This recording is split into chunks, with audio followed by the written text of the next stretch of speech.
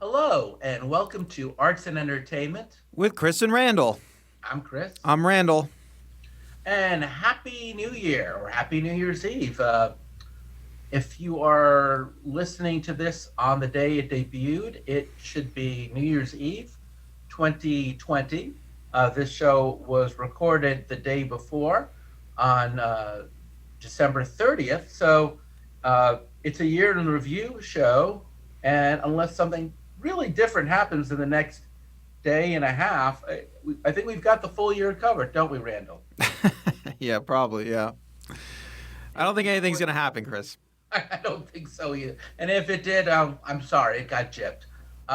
Yes, this is the episode called "The Year in Arts and Entertainment 2020," and it's not going to be a show where we're like, "Here are the best of this," or "Here's a chronology of that," because there's a million shows that can do that.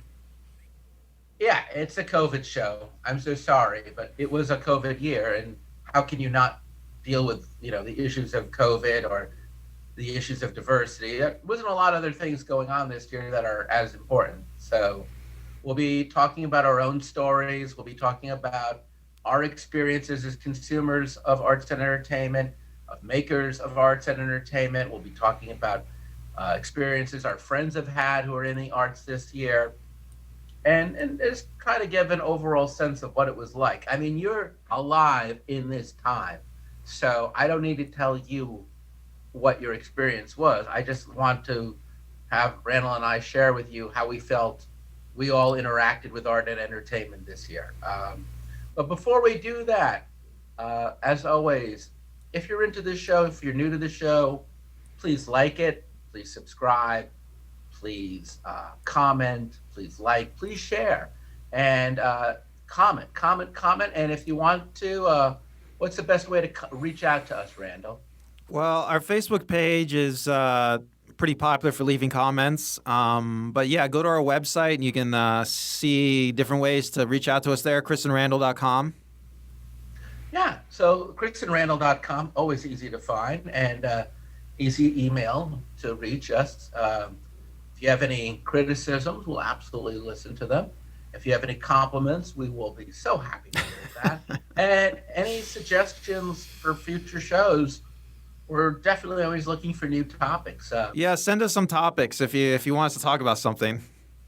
Yeah. So again, this show is really about our experience as consumers of arts and entertainment this year, our experience as makers of arts and entertainment this year.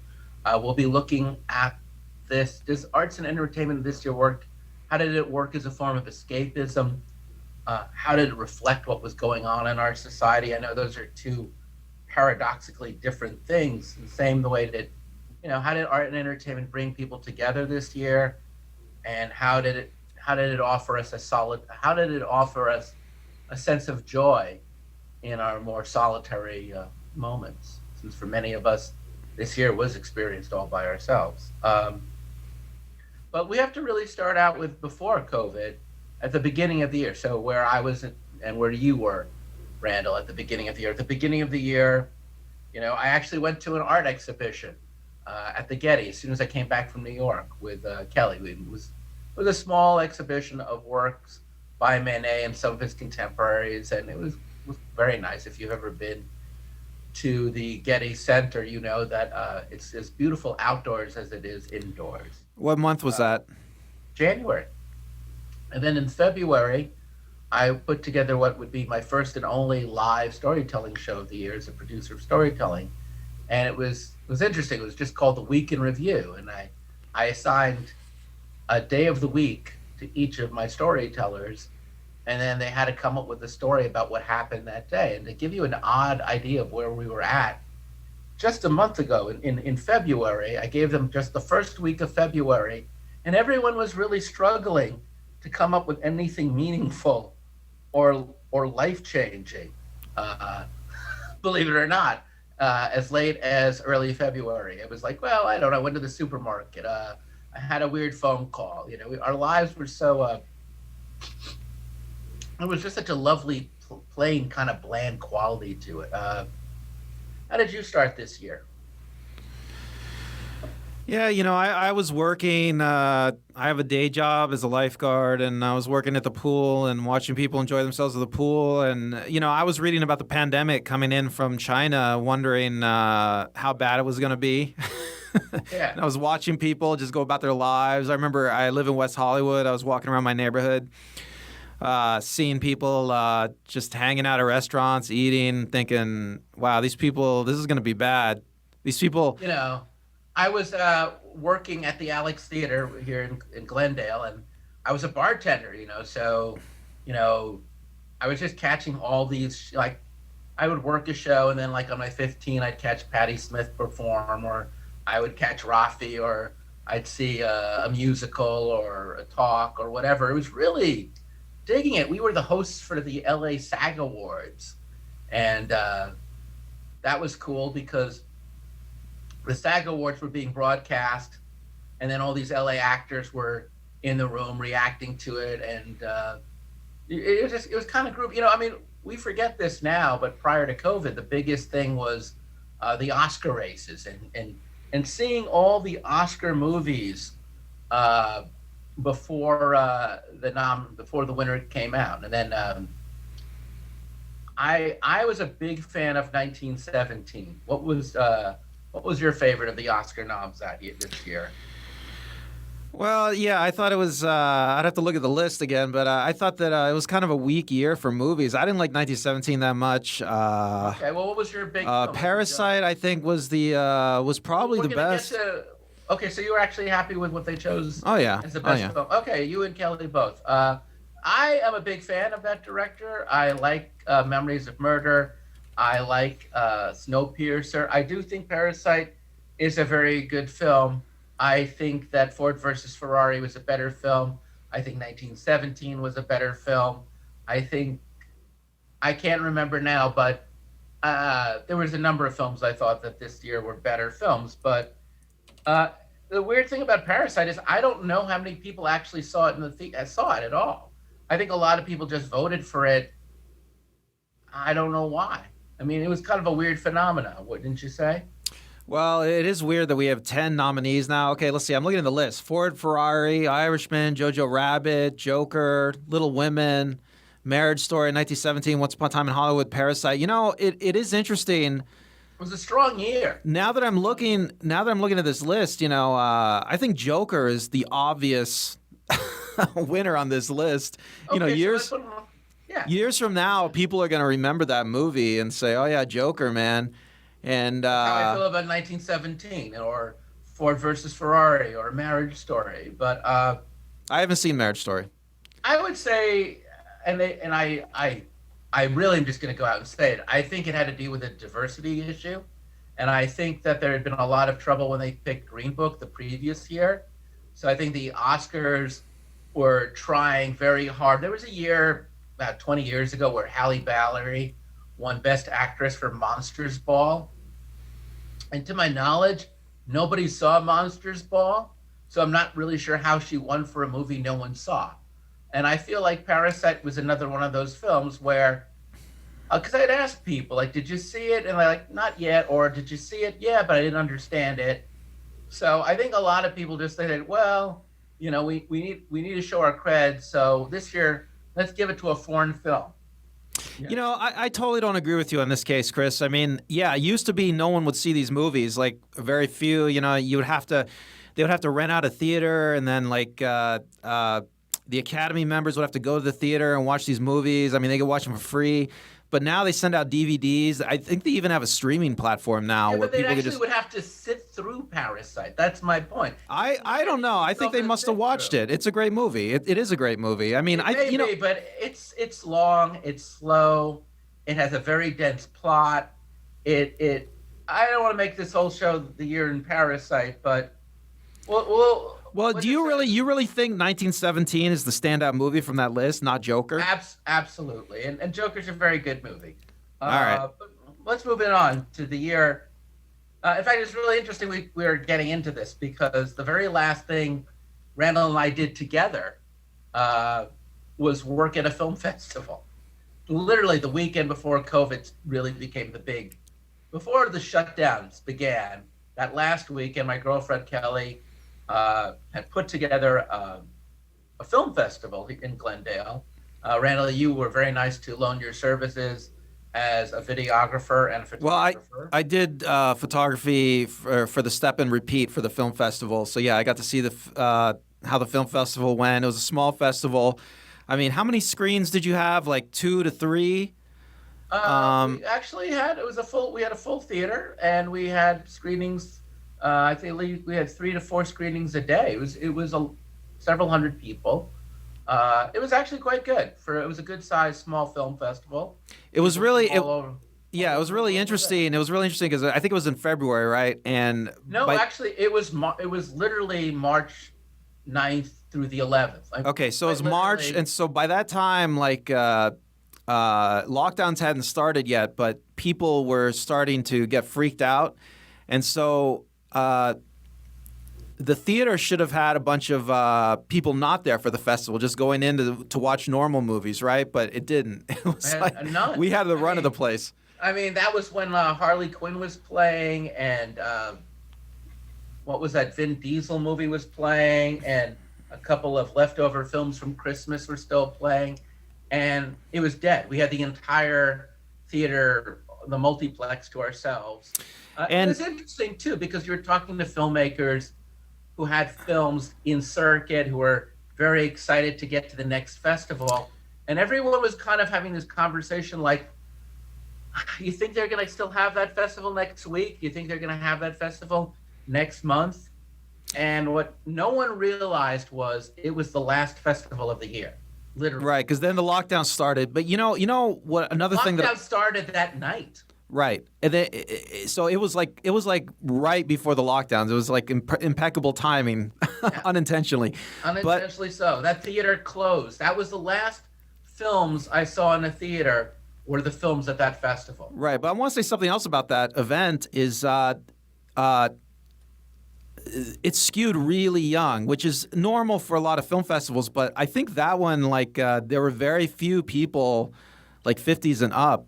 I mean, they showed up. The older people showed up. They were there, man. You were just unfortunately you hit an age in your life where you don't want to be step and repeat. But no, Well, there were people well into their 60s and 70s. yes, so. they showed up, but I think that it's skewed young. I think that we're going to see a lot of that perhaps in 2021 when things start to open up, people start getting the vaccine.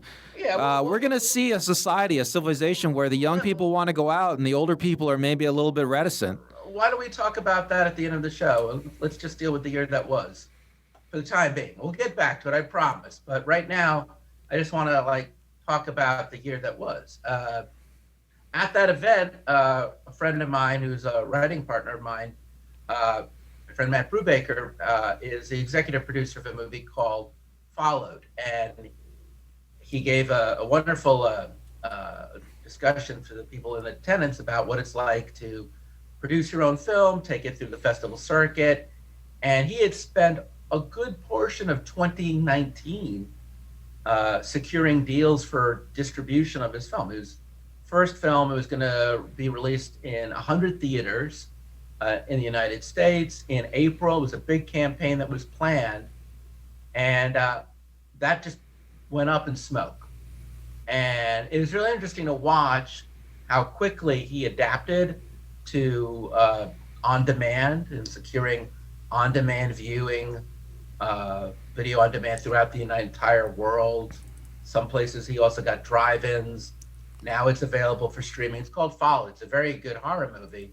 But, it is interesting to see how all of a sudden, if you were going to have, you basically as a filmmaker, you really had two options this year, which is either to sit on your film or release it.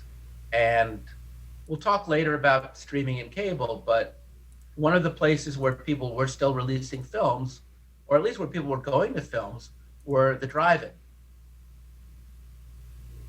Yeah, I mean, did you go to a drive-in, Chris? I didn't go to a drive-in. It's interesting. My girlfriend has a rooftop garden, and overlooking it is a drive-in. So I would be watching people watching drive-in movies, and it was really interesting to see. I mean, they were packed. Every drive-in as recently as last week, I tried to get tickets for my birthday to watch a movie, and everything was sold out. They're packing them in, and it is mostly movies from the 80s and 90s. For whatever reason, I guess they're the cheapest films to get, and they're the classics. It kind of reminded me of when I was in college and I was a film programmer, and you would just try to remember what people used to like back when they were in high school.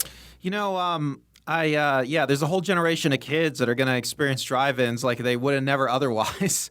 And, there's a story I remember from earlier in the year. There was a movie that was supposed to be released in drive-ins, but then one of the creators raised a stink, and then it wasn't released in the drive-in. What was that movie? Anyway, that's another story this year. Is like Warner Brothers was going to release a bunch of their movies streaming, and then the creators of the movies raised a stink, and Warner Brothers released them anyway. I mean, I'm really struck by just how prima donna-ish these high-paid filmmakers are. They have a lot of power. They seem to have a lot. They could do whatever they want. I mean, market be damned. They don't. At the end of the day, it's the studios that run. It's still a studio system, and there were certainly movies that were released. I really felt like it was like two categories of movies. First off, they were released, as we just said, on the streaming services, on the cable services, and there were two kinds. There were the low-budget films that, like comedies, I think Lovebirds, Coffee and Kareem, Superintelligence, indie movies like Sofia Coppola's On the Rocks with Bill Murray and Rashida Jones, the new Steven Soderbergh film with Meryl Streep, Diane Wiest, and Candice Bergen called Let Them All Talk. And, these are the kind of movies that, either they were the indie films. They were the quirky indie films that in any given year would probably get released in the spring and in the summer.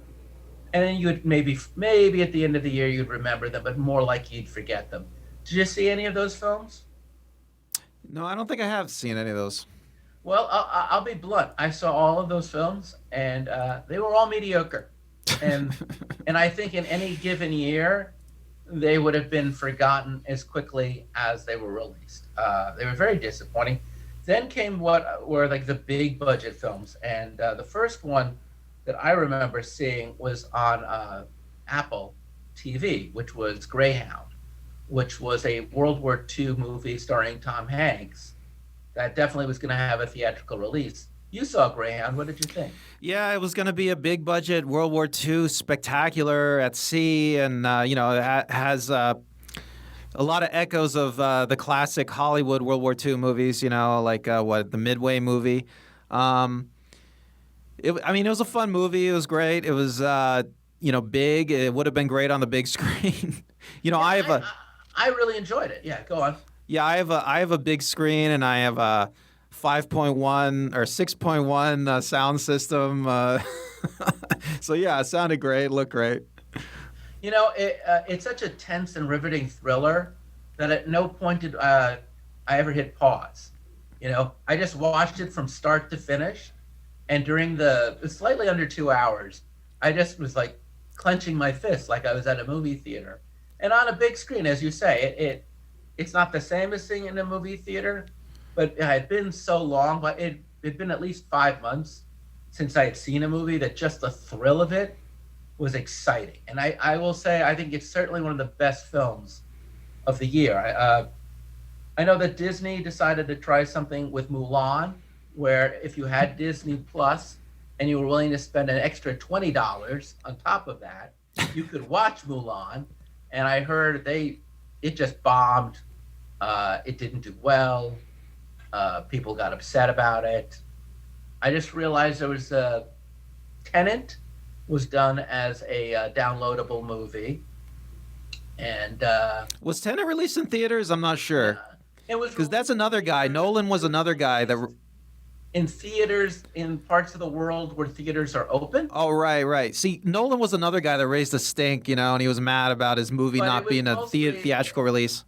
On demand, and I obviously it's a big budget movie, so it wasn't going to make its money back. Unlike my friend Matt, who I think did quite well with this movie because it wasn't a big budget film. So You know, for I him, you know, can I he just had say the something? opportunity. I just want to say something about these filmmakers that are obsessed with releasing their movies theatrically. It just they seem very antiquated to me. Like it's like a tire manufacturer complaining that there's no horse and buggies to make tires for anymore. I mean, it's like Well, I don't know. I had another film friend who just sat on a film because he didn't want to release it without putting it in theater. So I think there's an argument. I don't get it. Well, I'm just saying. I think if you were a low budget filmmaker this year, you did all right. You know, because you didn't have to make a lot of money, and there was a demand for content. If you were a big budget filmmaker, uh, and I was reading about this in the trades yesterday, then basically your big budget film is a loss leader. It was something that got put out so that people will subscribe to Disney Plus. I don't really know what the benefit was for Tenet, but it was there. And then, of course, there's the big one, which is Wonder Woman 84, which was definitely a loss leader for HBO Max in that it was used to get people to subscribe to HBO Max. It was a $200 million film. It definitely did not make back its money. It is. It's not getting very good reviews, is it? yeah. I think I just looked it up on IMDb. It has like a 5.6, which is a horrible, horrible score on IMDb, especially for like one of these Marvel movies. Yeah.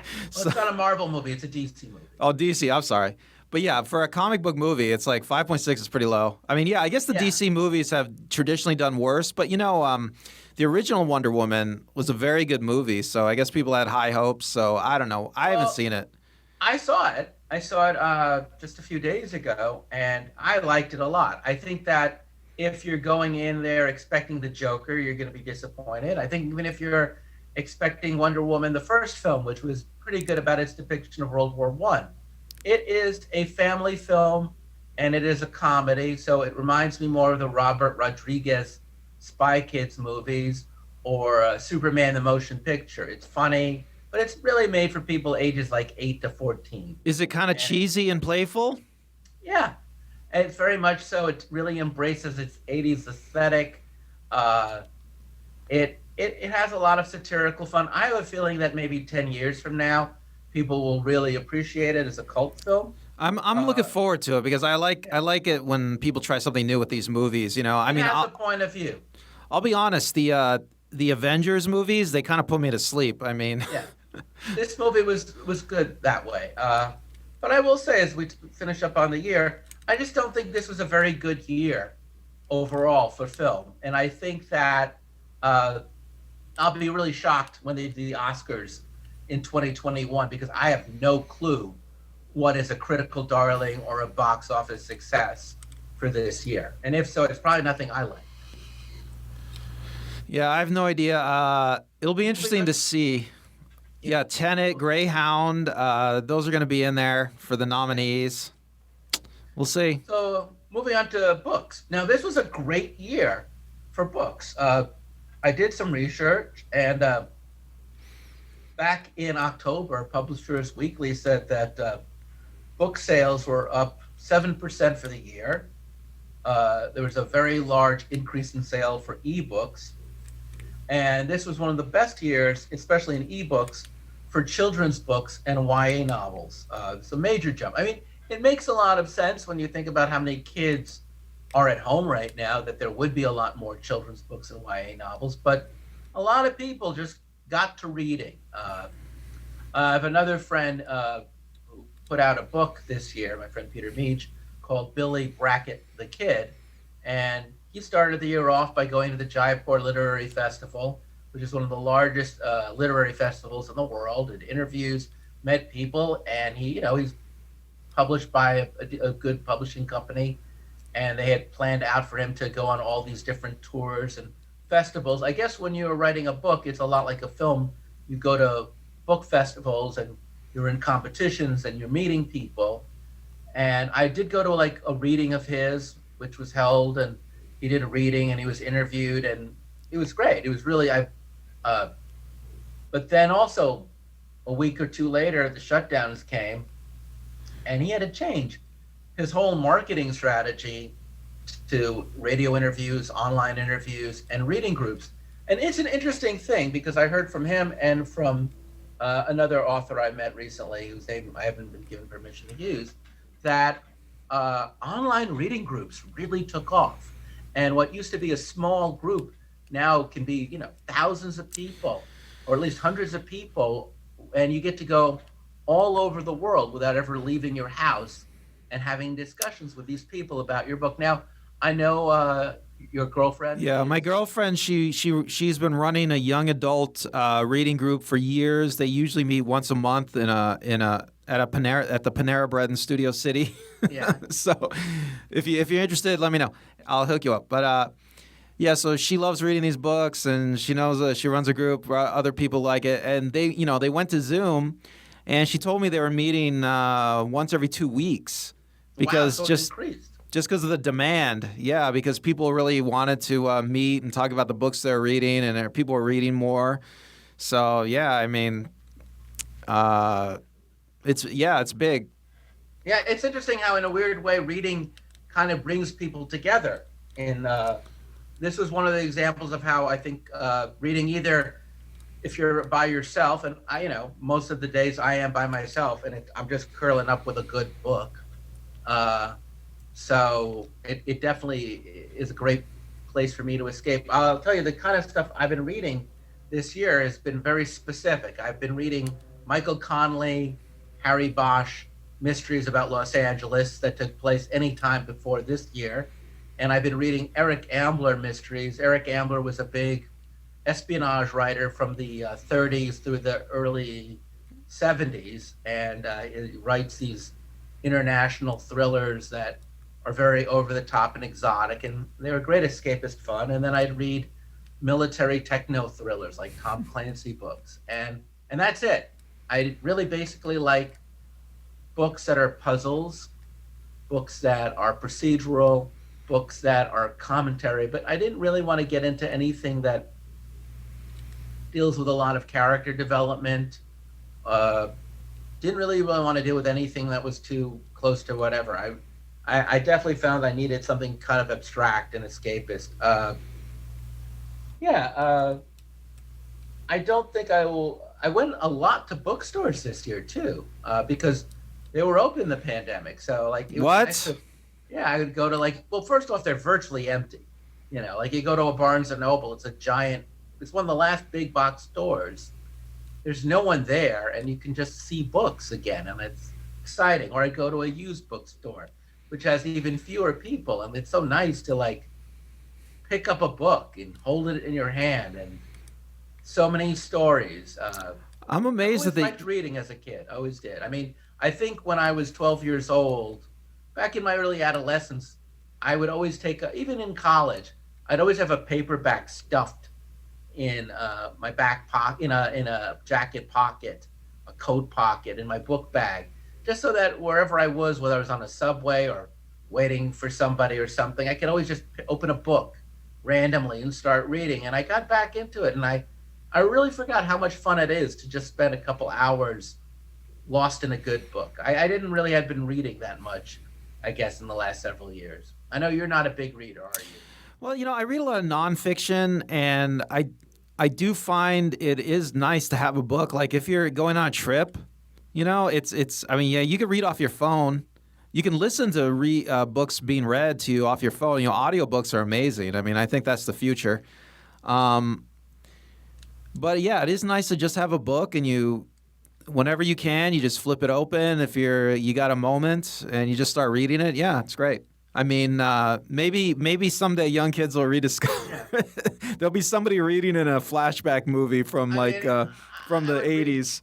I'd read books, and as soon as I was done with them, I would ship them out to my mom because she's all by herself, and she loved reading books. And does your mom? I'm sure because she's a librarian. She probably. My mom's a retired librarian. Yeah, of course, she loves reading books. Yes.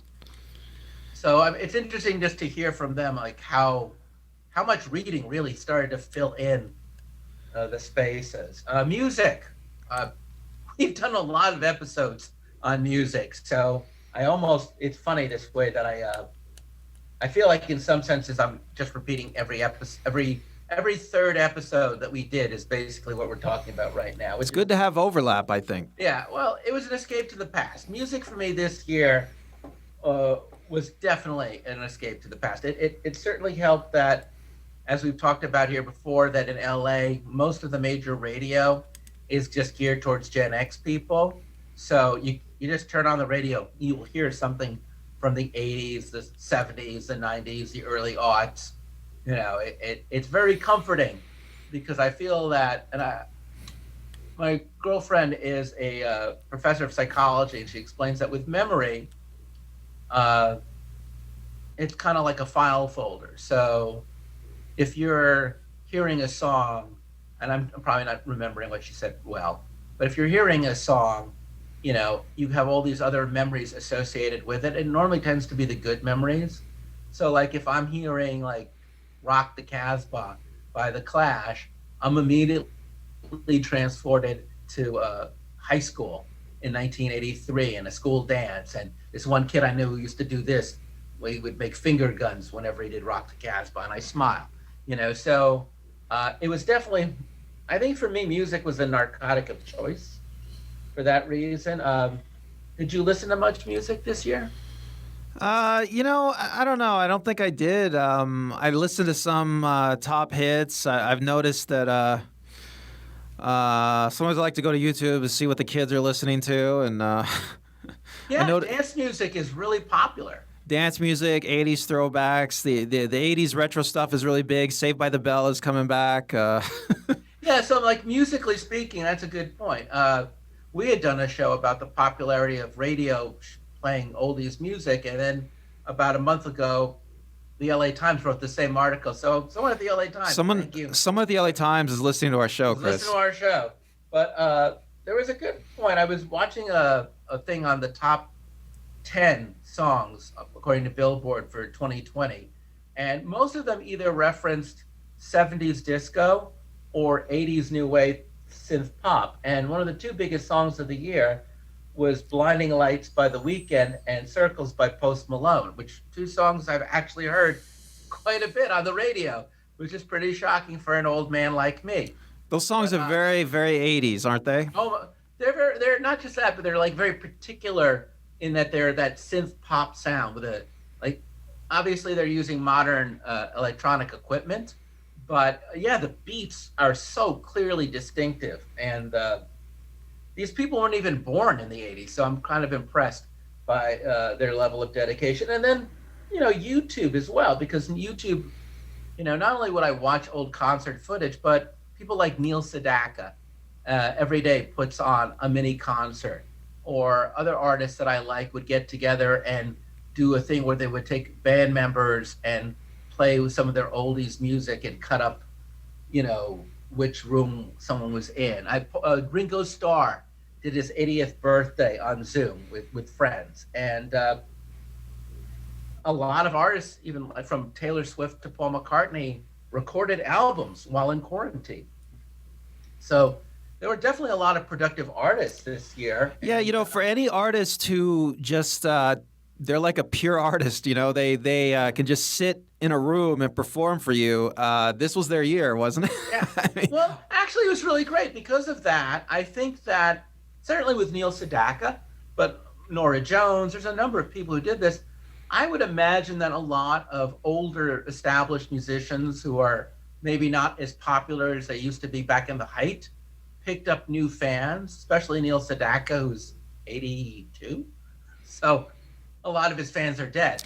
well, could I just make a note? My point is, I just get to it in a sec, is that I think that the medium of, say, YouTube specifically became a new place where an artist could communicate directly with their fans or increase awareness of their music. And normally that would make sense to the millennials or the Gen Zers. But I think this time it's now finally reached the mainstream Gen X and older and the boomers. And it'll be interesting to see how they use this platform to get more of their music out into the world, both the catalog and the new stuff. You were saying. Yeah, I just want to say there seems to be this overall trend in culture. There used to be this thing known as the generation gap, that started with the baby boomers, because there was such a huge cultural rift between the boomers and their parents. And so there's this idea that the old people, all their stuff was crap and just forget about it. And only the new stuff, the young stuff matters. And it's like we're way past that now. I don't know. Maybe there's still some of that sense from kids, especially high school No, kids. I But think you're onto something because, and if we get a chance, I want to post it. It was 25 rock albums released this year, and literally everybody from Paul McCartney to the Strokes and the Fleet Foxes to Kansas, like every rock band from the last 50 years that had been kind of off the radar put out an album this year. I went on Facebook and I asked friends of mine if they had listened to any of the albums, and some of them had, and they said, "Oh, this is great stuff." Not only had a lot of artists put out new work, but they put out good work, and maybe they put out good work not because it's weird to say this, but if you're a musician, you normally make your money on tour, and the studio pays for your production. But I think in this case, these albums were just simply made for the sheer fact that they had alone time and they wanted to do something. And none of them, I think, were made for money. I think they were made because I think making art kind of really helps you. If you're an artist right now and you can't go out in the world and share your art, then I'm speaking personally as an artist. Yeah, there's a great joy. I started, I'll get to me in a bit, but I can see why they did that. And it will be interesting to see what the albums were like that were produced this year, years from now. yeah, well, let's go on. Yeah, I was just like what I was saying. It's just I'm glad to see that the baby boomer generation obsession with the old people, the olds, is like kind of dying away, which is I think that's good for art, actually. It is interesting. I have friends who are musicians. I have one who's recording music at home digitally, and it sounds great. I have another friend who plays in a band outside with social distancing, and he's having a great time. So there is music. I remember walking by a park back in the summer, and I heard a guy play guitar, just some Beatles song, acoustically, and it was the first time in months I heard any live music, and whew, it crushed my soul. So TV, TV picked up the slack for movies and helped us stay connected. I feel like our generation, if there was ever a generation raised to sit in front of a TV and watch reruns all day, it's Gen X. I watched a lot of TV growing up, Chris. Yeah, a lot. Like that. We have no problem. I don't think anyone will ever watch more TV than Gen X. I think. I could be wrong, but even like yesterday, I was bored and I'm like, I'm gonna watch Star Trek, and I realized I can watch Star Trek on both like Amazon and Netflix. And by the way, I'm talking about like the old school Star Trek from the '60s. That's the best Star Trek. Well, I just remember as a kid, I would just watch hours of that in the Twilight Zone on marathon. So it's so awesome that, because of streaming services, every day can be a marathon day. Every day you can go, I'm going to watch every Twilight Zone. Every day I can watch whole series. Was there any TV series that, because we have all this free time, you just watch from start to finish? I started watching the Star Wars Clone Wars show. I watched Queen's Gambit, which I think you want to cover later. Yeah, we'll cover later. But like shows that have been on for a couple of years that you finally got around to. Oh, I watched Transparent, the Amazon Prime show, Transparent. How was that? I never saw that. It won tons of awards over and over and over. It's a very good show. You could tell it's a labor of love. Amazon. It's one of these things you could just tell. Like Amazon just said, yeah, we need to make a mark, so we're gonna let you do whatever you want. We're gonna let the artists do whatever they want. We're gonna give them a bunch of money. Go wild.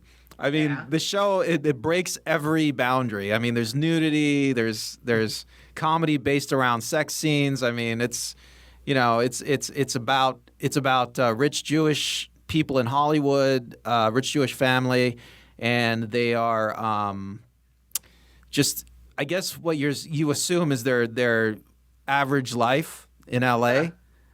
And I don't know. It's a good show though, Chris. Very entertaining. I'll definitely try to catch it. I caught up with Schitt's Creek, which is about a rich Jewish family that Oh yeah, I lives started in watching L.A. that. Very good. And Are they Jewish in then that show? I didn't. oh well, hell yeah, Okay, absolutely, and proudly so. I didn't catch that But part. in the pilot, they are no longer rich, and in the pilot, they leave L.A. to live in this town called Schitt's Creek, where they're no longer rich and they are no longer living in LA, but they're still very Jewish. And as a Jewish kid myself, I really want to thank Dan Levy because I felt like his character of David Rose, I just really felt like there's certain qualities I see in myself that I could see in him that are. I just really liked the way the Jewish people were portrayed in this. I thought it was a very positive experience. Yeah, I started watching that. I'm not very far into it, but I started watching it because Netflix kept recommending it to me. Netflix, like it's really they have my number. It did win the Emmy for best TV series, best actors, Yes. actress, supporting actor, supporting actress. It's a quality show. It's a quality show. Well, you know what's great about that show is they really depict. They're willing to poke fun at rich people, which is like. Instead of portraying rich people as demigods walking amongst us commoners, they point out the foibles of rich people, which is I don't know. I think it's kind of it's brave. I caught up on The Crown, which I love. I can't believe it took me this long to. My girlfriend loves that. Oh, it's a great show. I can't say enough about it, except I'm not going to talk about it because I think you know what it's about, and you should just watch it. The Queen's Gambit was a limited series, and I just thought, what do you think, man? Okay, Queen's Gambit. So yeah, that was a surprise hit for Netflix. It's this show. I guess it's based on a book, and it's super chessy. Same guy who wrote. Same guy. God darn it. Same guy who wrote Color of Money and The Hustler. Okay. Well, it's about chess, and I have played chess my whole life, like since high school. I was in chess club in high school. I'm shocked. Are you being sarcastic? Anyway, I never knew that about you. No, I'm not. I'm serious. I was in marching band and chess club. I'm not saying this like in a snarky way. Just until you said that, I never knew. Well, I was in marching band and chess club, and I loved playing chess. I play chess today, like on Lee Chess. It's a free thing. Get on Lee Chess if you like chess. And the thing about Queen's Gambit is it's the best show about chess ever. I mean, even the movies, because I've seen a bunch of chess movies, and it's never really about the game. They never really get into the mechanics of the game. Queen's Gambit, I think I looked at the credits, and they have some actual grandmasters as advisors. So Gary Kasparov. Right. So when the whole show, I have a big screen, right? I got a nice big home theater. So when I'm looking at this show, I'm looking at the board the whole time, and maybe Anna Joy Taylor. And I'm looking at the board the whole time, and the games are great. And you can see when there's certain positions on the board, when people make certain moves, you can see Anna Joy Taylor and other characters react how you would react in an actual chess tournament. Like if somebody made that move. And it's the perfect chess movie. It's the perfect chess TV show. I mean, no one's ever done it before. It's great. I mean, I can't believe people are watching it. And people enjoy the show. You don't play chess that much, right? No, I don't play chess at all. I don't even play checkers. And you still enjoy it. I'm really shocked. It's a thrill, yeah. I'm really shocked that people don't know anything about chess and they enjoy the show. It's like it's a weird deal this year. I'm not a sports fan, and I'm not I guess chess isn't a sport or is a sport. I don't know which, but like two of the things that I really enjoyed seeing this year, if you had asked me in advance, was this subject going to be interesting to me, was chess, to which I would say no, and basketball. But my favorite long-form documentary this year was originally on ESPN and then on Netflix. It's called The Last Dance, and it's about the Chicago Bulls 96-97 series when they go for their last world championship with Michael Jordan and Phil Jackson. And again, not a big fan of basketball. Certainly, I do remember that year. and it's one of the best documentaries I've ever seen. Did you see it? No, but I've heard great things about it. I mean, it really covers the whole experience, not just from the player's perspective and the coach's perspective, but from so many different angles, the backstories that inform it. It's there's a lot of context, and it's very quick. It moves very fast. You really care about the people. Some people you don't like. Some people are complicated. You get to see Dennis Rodman in a completely different light. You get to see Scottie Pippen in a different light. You get to see Phil Jackson in a different light. You get a sense of what life was like in the late '90s, which is something I've kind of forgotten. I'll make a bet with you, seriously, anybody listening to this show. Watch the first 5 minutes of the first episode. I dare you. After the first 5 minutes, I dare you to turn it off. You won't. You just won't. I think the best comedic documentary miniseries I saw this year was McMillions. Did you see that? No, what's that about? So that was originally on HBO, and now you can watch it on Hulu. And also takes place in the '90s. Do you remember when McDonald's had that for about 15 years? They had McMillions. the sweepstakes. Yeah, I know. I haven't seen it. Yeah, that's the documentary you're talking about. Yeah. Yeah, it's hysterical. It's about the Monopoly game. It's about the people who were scamming the Monopoly game and the FBI who go after them. And if the people of The Office had made a documentary that was not a mockumentary, but an actual documentary about a true crime, it would have been McMillions. I'm gonna have to watch that. You're gonna have to. And then, God damn, HBO Max is killing it. My favorite just documentary that was just a straight up documentary, 2 hours and you're done. I just saw, which is How Can You Mend a Broken Heart, which is the Bee Gees documentary, and it's full of archival footage and also current interviews with Barry Gibb and other people who were part of the making of the Bee Gees. And you learn a lot about not just about the band, but again, it does a really good job of covering our living history. Any documentaries you wanted to recommend?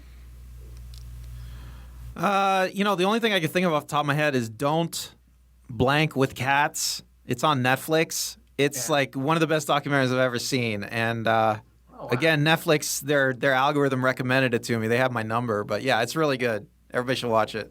I would say two of the biggest water cooler experiences during the pandemic, which was a lot of fun, was the Tiger King phenomena and the Undoing phenomena. I didn't like the Undoing at the very end, but because these kept on releasing new episodes sequentially, people kept on trying to figure out who was committing the crime, who was the real. Everyone tried to solve the riddle of the mystery, and because everyone was trying to solve the riddle of the mystery, everyone was talking about it, and it was nice. It reminded me back of like the 1970s when I was a kid and we were talking about who shot JR. Like everybody was watching Tiger King, everybody was watching The Undoing, and everybody had their own theory, and no one wanted to hear what they hadn't seen. So you really had to keep up with everybody. And even though none of us were really meeting in person, through the internet, we were all having this chat. Yeah, Tiger King's another hit, a surprise hit for Netflix. It's everybody is a larger than life character in Tiger King. It's just it's fun to see their crazy lifestyle. And you really want to know, like, who. I don't want to look. If you haven't seen it, I'm not going to say who did what, but there's a lot of who did what. Same with The Undoing. The Tiger King is 1,000 times better than The Undoing because The Undoing has a terrible ending because it's scripted. Whereas when you get to the end of Tiger King, well, that's life, and it's a much tighter script. What can I say? There were some other good comedies this year, like What We Do in the Shadows, and Ted Lasso, and you could talk about The Mandalorian. That was another The Mandalorian, big hit, movie style stuff. Disney Channel is really making movies for TV, which now that we can't go to the movies, is well timed. Though the opposite of that, I think, is the live TV stuff. I think that, the talk shows, Saturday Night Live, when the pandemic hit and they started doing the at-home versions. How did you feel about that? Well, I think I already told you when we were talking about this before. I hated all the at-home stuff. I mean, I love Bill Maher and his show, but I tried to watch his shot on Zoom version of his show, and I just hated it. I mean, I don't know. I can't. They're trying to do the same show without an audience. I just think that's a huge mistake. I don't like it. I will say that for me, I think I liked it more than you did. I found the at-home edition of SNL very uneven. I mean, in some sense, it made me realize that if you take money away and you take a soundstage away and you take an audience away, it's no better than any sketch show I could see here in LA. No, it really isn't. And Exactly. I will say there was this one. They did one that was really nice. It was just a video, and it was montages of where people were dreaming. They played a song by Eric Satie. I can't remember the actual name of the piece. And they were all dreaming about things that they missed that they couldn't do during the pandemic. And that actually made me cry. That was you can find it on YouTube. It was, I thought, really quite lovely. And I did like the weekend updates, both on SNL and, for that matter, I enjoyed it on the talk shows like Seth Meyers or Jimmy Fallon or Colbert or any of the talk shows. I really liked having comedy that was dealing with what was going on in the world, not just with COVID, but with politics and just with life in general. I think that it can be very painful. And to me, actually seeing them at home without good hair, without a nice house, just like I could look at their books, I could look at them. I actually, to me, on some level, is more humanistic. I felt the interviews were a little bit harder because a lot of times people weren't promoting. But sometimes it was great. Sometimes it was just very human. I like Bill Maher being outside more than I liked most of the other people being indoors. I like that he did his monologues outside. I like that he cut it up with old clips of audiences laughing. It is very weird hearing stuff without an audience laughing. I think the person who did the best job was John Oliver, with Last Week Tonight, with just a clear white background. And it just looked very smooth and very professional. That said, I'm very glad that they're back in the studios, and it's a lot slicker. The other big thing that happened in television and in comedy is because of, I think, once George Floyd and Black Lives Matter really entered the conversation this summer, diversity really became a very big issue in comedy and in TV. And you're talking about blackface. Well, it is interesting. After George Floyd happened, all these people who had done blackface came out of the woodwork. I mean, it was discovered. I mean, Tina Fey on 30 Rock, Sarah Silverman, she did a couple blackface episodes. I don't think they were intentionally racist. I mean, they thought it was funny, but at the time, but they probably shouldn't have done it. Those shows got yanked. The thing that surprises me most, though, and I don't think it's forgivable. Maybe everything's forgivable, I suppose, but it's hard for me to understand why it even happened. It's been discovered now in animation that there were a bunch of black characters who were voiced by white actors, which I didn't even know about. I mean, a lot of animation I've seen, I just assume if there's a black character, they get a black person to voice the character. I mean, why would you? I don't know. Why would you? We all knew about Apu, not black character, but an East Indian. Well, Apu on The Simpsons, there's a great documentary about Apu, and that's the reason. That documentary helped get Apu nixed on The Simpsons. I mean, I agree that Apu's like a one-joke character that should have been on like one episode. And, on The Simpsons, they have like one actor do a bunch of different characters for a bunch of different, So I mean, Apu wasn't intentionally made to be. I don't think Apu was intentionally made to be like a recurring character. He just expanded and.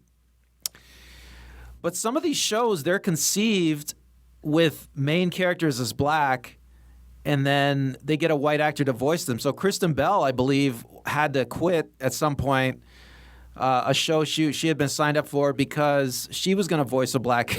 I think the character she was going to voice was half white and half black, actually. But still, I mean, I don't know. I don't get it. I mean, why? Well, I mean, I think that was good that we finally started talking about it. I think you're right. Well, there's a myopia in the entertainment industry, okay, where they don't see people who aren't white. I mean, I think that's true, honestly. Yeah, and I think this is. I'll get back to it in just a moment. The last thing I just want to say is there's just a tone deafness in the entertainment community. That's my criticism of Parasite. Parasite is it's an indictment on capitalism, but the liberal media that is so upper middle class and bourgeois missed the whole message of Parasite completely. And to show how tone deaf they are, their latest sitcom coming on NBC is called Mr. Mayor, about Ted Danson, like he hasn't stopped working, plays the wacky mayor of Los Angeles with his racially and gender balanced cast. Yeah, I just want to say something quick. Is this really the time to be making a wacky sitcom about being mayor of Los Angeles? No. I mean, I know Burbank is not in the city is in LA County, but you'd think that the executive in Burbank would know enough to know this is a really tone deaf idea.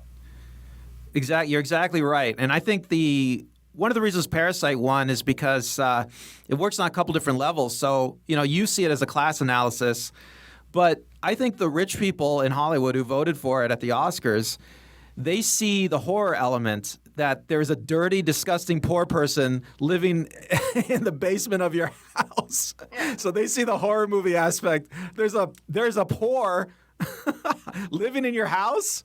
Oh my God, nothing worse than that. Yeah, that's true. And look how evil those poor people can be. Oh, they're disgusting, Chris. They are disgusting. And I think that's the other thing too, is good segue, which is improv schools.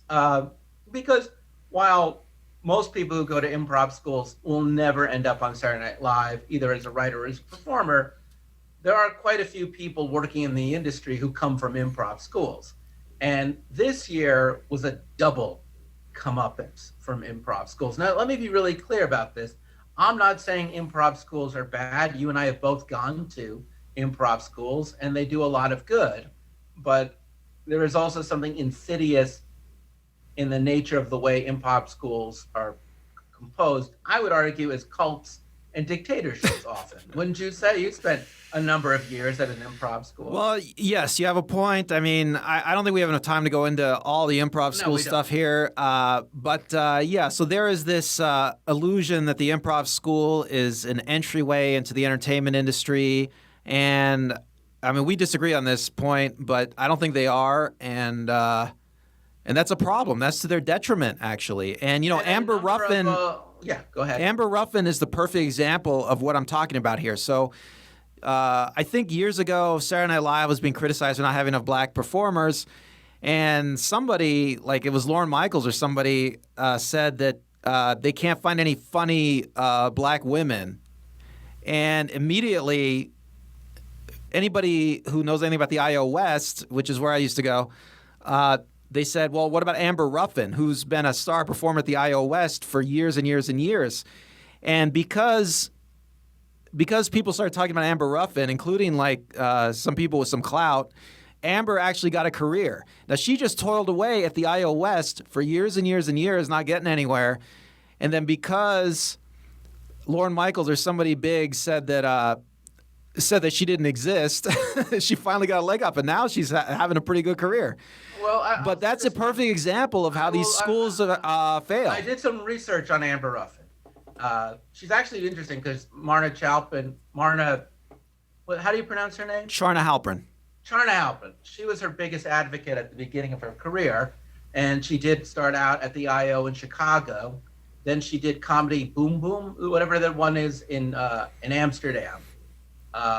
Then she ended up also doing Groundlings. She had a pretty sweeping career. She auditioned for Saturday Night Live the same year as Leslie Jones and Vanessa Bayer and a number of other people. She did not get picked, but Seth Meyers hired her immediately as a writer for his late night talk show because he knew, as you said, how amazingly talented she was. And this January, NBC announced that they would be giving her her own talk show, the Amber Ruffin Show, on the Peacock channel. But what she did, and I really respect this, with all of her clout and star power, is she helped less successful people who were, I don't like to use the word people of color, so I'm just going to say everybody who was oppressed and excluded because of their gender, sexual persuasion, or ethnicity. She helped write a very critique of places like the Groundlings and the IO, and other people as well started to do this. And there's been a real, even with UCB, every major improv school this year got taken to task for its discriminatory practices, for sexual harassment, for verbal harassment, for for really just, I'm just going to say it, being a shit to a lot of people. Or as someone once said very well, improv for too long has been white comedy for white people, rich white people. Sorry. Well, I just want to say another theater that got shut down, this was like last year, I think, was a silent movie theater. It was the same kind of process. I mean, that wasn't an improv school. Well, true, but improv schools this year got shut down. I mean, a lot of them went out of business. The IO went out of business this year. Groundlings is up for sale. UCB closed all but its smallest theater this year. Pretty much every major. Okay, well, let me just say one. schools Let me just say one last thing about this subject. Is I really think that you have to work really hard to not have diversity. If you have, like, let's say you have a writer's room. Let's say you have the crew or cast of a TV show, and they're not diverse. That is harder than for them to be diverse. Like this idea that we have to work to create diversity. This is my opinion. So, there's a lot of talented people out there, and they aren't getting the opportunities they deserve. well, I think that Hollywood. That makes total sense. I agree with you 100%. I think Hollywood works really hard to stop diversity from happening. Absolutely. I totally agree with you, man. So yeah, if improv schools ever come back, and I don't know if they will, they're going to be completely different. Let's move on to hobbies. Did you have any hobbies this year that you got into? Oh God, just cooking, I guess. I've always cooked, exercise. I mean, I tried to exercise and cook. That's cool. Did you find that it provided with you with a certain kind of feeling of control over life, over yourself?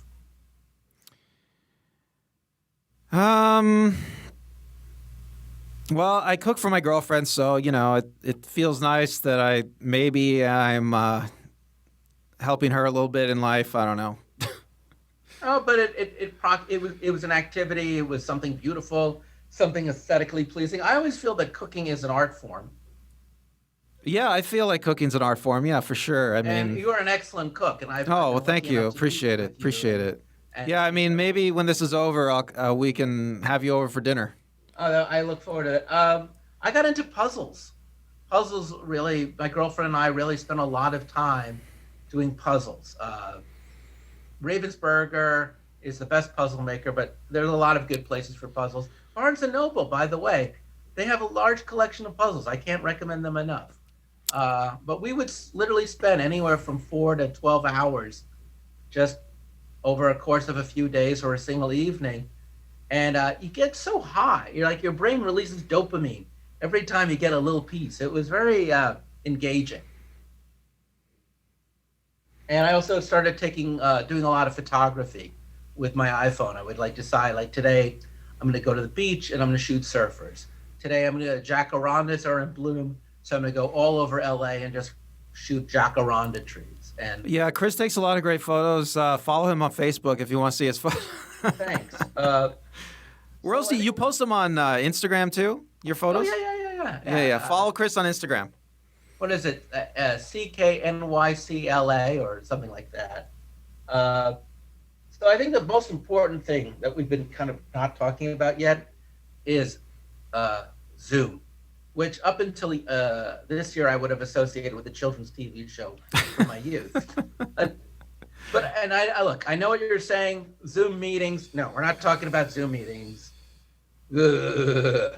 But entertainment on Zoom. So this year, I got to be both an audience member watching shows on Zoom, a performer on Zoom, and a producer of a Zoom show. And It's an interesting experience. I mean, have you watched any Zoom shows? Yeah, I think I've watched shows on Zoom. I don't know why, but I watched a couple DJs performing. What was that like? What was that like? Weird, man. Really weird. Did you get into it or no? No, not really. I mean, I don't know. I don't know if live performance is that much fun on Zoom. I mean, I guess I did see one of Annette's rock and roll friends How do a was that? concert. That was fun. He was good. He played the instruments. I mean, he was a good musician, so it was fun Yeah. to watch. I mean, I've caught up just a little bit of music on Zoom, and I really enjoy it in the same way I enjoy it on YouTube. Uh, I my girlfriend is a stand-up comic, so I saw her do stand-up comedy. I've also seen other stand-up comics on Zoom, and it's a bit weird because to me, I find the lack of an audience, you know, it's like not having a laugh track. So I don't know when I'm supposed to laugh, and they don't know if their laughter is coming. So I don't think stand-up comedy works particularly well on Zoom at all. In fact, she said it's very hard to do crowd work on Zoom. You can try, but it's a bit weird. And then I've seen storytelling on Zoom, and that works because I like storytelling. I've done storytelling on Zoom, and that's a little interesting for me because again, it's the absence of an audience. So, in some sense, there's an audience there, but you don't see them, you don't feel them, you don't hear them, and you're just looking at yourself like I am right now, but you're looking at yourself while telling a story. So you end up watching yourself. It's a bit awkward. I just produced my first Zoom storytelling show this past Sunday for my birthday because I'm a narcissist and apparently I can't get enough of me. So, hey, Randall, you were in the audience. How did that one go?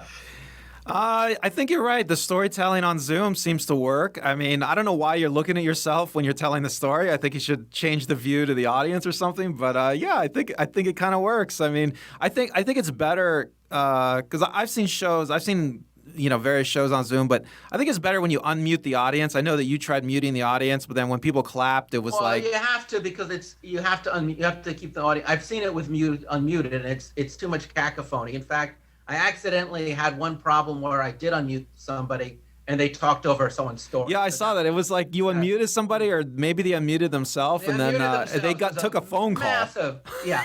in the middle of somebody's story. It was a real shit show. Thankfully, my friend Emerson Dameron, who's an excellent storyteller, recovered, and the story continued on. But I learned my lesson about why you don't hear an audience until the end. On that show, I actually was fortunate enough that I didn't look at myself. I had finally learned to either look at Kelly, who's in the room with me, or just look out onto the camera like an actor on a TV show. Maybe Zoom will start incorporating like live show controls where you can mute and unmute the whole audience, at will. I don't know if they do that. Can you do that now or I don't know. I'll say this much. It felt really good that I started the year as a storyteller and as a performer and a producer. And I didn't really know how I'd get my feet back in it. And I didn't really feel as good as I wanted to feel as a performer. But I will tell you, as a producer and as a host, oh man, it felt so good this past Sunday. And I'm definitely, it was a great way to end the year. So that's, I guess, where you find me at the end of this year. And you and I are now podcasters. This is our not our first attempt at podcasting, but it is certainly, it's been a joy this year doing yeah, that. this podcast has been our COVID-19 project, and wow, we're like 30 episodes in already. So, what do you think will be the legacy of 2020 to the world of arts and entertainment? I think that when this is all over, we're gonna have an explosion of art that people were working on. That big artists are working on. I mean, it's gonna be fun. I think. I mean, artists. A lot of artists they have problems. Like especially successful ones, they have problems like just relaxing. Like look at Taylor Swift. She's still releasing stuff, but they have trouble just like sitting back and just saying, "Oh, I'm gonna take like the year off," and recharge my energy.